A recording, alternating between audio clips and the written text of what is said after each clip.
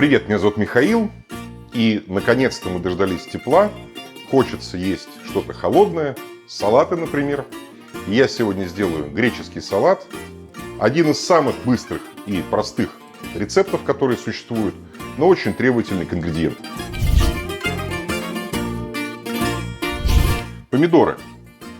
Я больше всего, конечно, люблю узбекские. Я считаю, что узбекские помидоры самые вкусные помидоры, которые я вообще пробовал, ни сицилийские, никакие с ними не сравнятся. Огурцы. Болгарский перец для цвета оранжевый и зеленый. Лук, чеснок. Обязательно фета. Значит, фета должна быть фетой, да, не покупайте ни фетаки, никакую ерунду, да, берите хорошую фету, она продается. Дижонская горчица, немножко сухого орегано, хороший винный уксус и оливки. Конечно же, для греческого салата лучше брать греческие оливки. Самые вкусные считаются каламата. Они тоже общедоступны, везде продаются. Они не самые дешевые, но, поверьте, стоят усилий. С оливками есть два варианта. Вы можете взять оливки с косточками и их очистить. Они, как правило, более ароматные, более вкусные. Но, поверьте, вот если вы купите каламату, то даже оливки без косточек будут очень хорошие, но при этом вы сэкономите кучу времени. Сначала помидоры. Режу пополам. Вычищаю вот эту часть. Мне нужно все порезать единообразно, примерно на один укус. Да? Поэтому помидоры эти небольшие, их достаточно порезать вот так. Если у вас помидоры крупнее, то, соответственно, придется немножко больше повозиться. Не могу не попробовать. Сладкие. Умами вкус есть. Прям то, что нужно. 5 из 5. Вообще, такие блюда простые, да, они очень требовательны к ингредиентам, да, то есть потому что вы чувствуете все, что вы кладете в салат, да, то есть если вы делаете хоть там сложно сочиненный соус, еще что-то такое, вы можете скрыть, что у вас мясо не очень хорошее, или что-то еще, или когда вы тушите. Здесь любой косяк в продукте будет у вас во рту, да. Последний помидор, с этим все. Огурцы, есть проблема, что даже хорошие огурцы иногда бывают горьковатые, да, поэтому обязательно пробуйте. Если вдруг окажется, что кожица горькая, то ее можно почистить, да, этот огурец хороший. Что мы делаем с огурцом? Режу вдоль. Ложкой вычищаю сердцевинку, потому что нам не нужно такое количество влаги. Режу довольно крупными ломтиками. Здесь не нужно никакого тонкачества. Блюдо такое крестьянское, скажем так, как и вся греческая кухня, достаточно такое простое. Это я выкидываю. Это я выкидываю. И то же самое сделаю со вторым огурцом. Как крутые шефы делают. Перец. Я возьму половинку. Вычищаю семечки. И режу довольно крупно. И теперь где-то вот на 3 части. То есть моя задача состоит в том, чтобы у меня все овощи были порезаны единообразно. Зеленый перец болгарский. То же самое.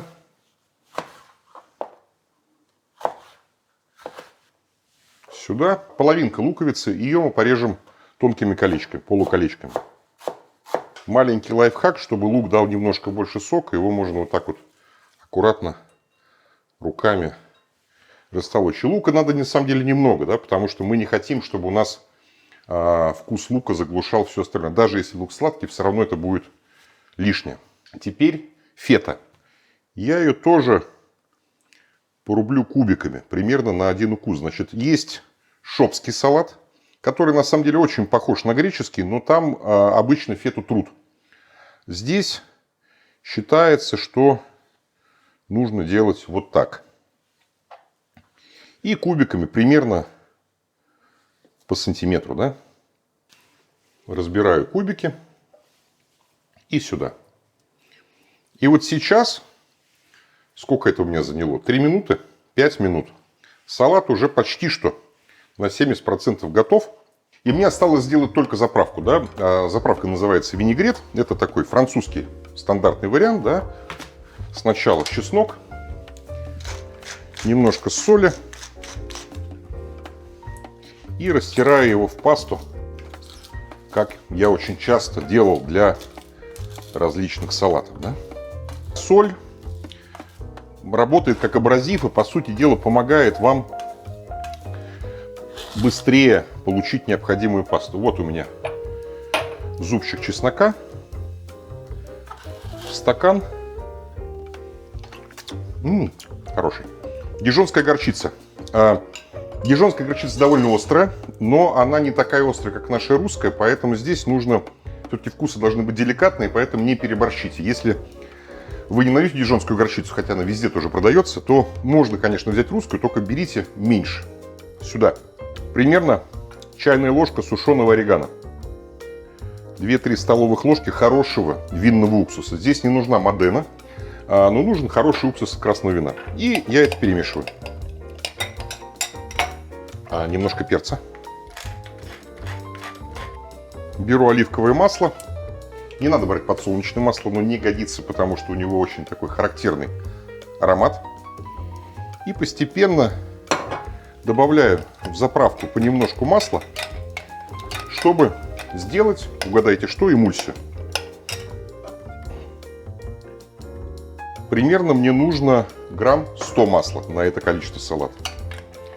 Вот оно постепенно становится однородным. Можно теперь побольше. Пробую. Вот чуть-чуть совсем чувствуется горчица, совсем чуть-чуть чувствуется чеснок. Такое просто маленькое послевкусие, да, не переборщите горчицей и чесноком. Еще немножко масла. Ну и, собственно говоря, все. Значит, здесь тоже я очень аккуратно солил, да, вы видели, что я солил чеснок. Я не солю много, потому что сыр соленый, оливки соленые, поэтому не нужно, чтобы был перебор. Да, кстати говоря, оливки-то я не добавил. Вот они какие. Просто великолепные. Можно их порезать пополам, да, я резать не буду. Если вы берете оливки, которые с косточкой, то вам придется их порезать. Я бросаю прямо так, примерно, треть этой банки. Теперь добавляю соус к салату и перемешиваю.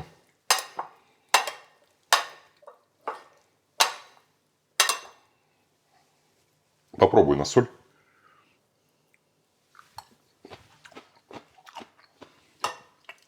Великолепно. Греческий салат готов. Значит, в идеале оставьте его постоять в холодильнике минут 15-20, чтобы он пропитался соками, да, и все соединилось. Но, в принципе, можно есть сразу. Накладываю.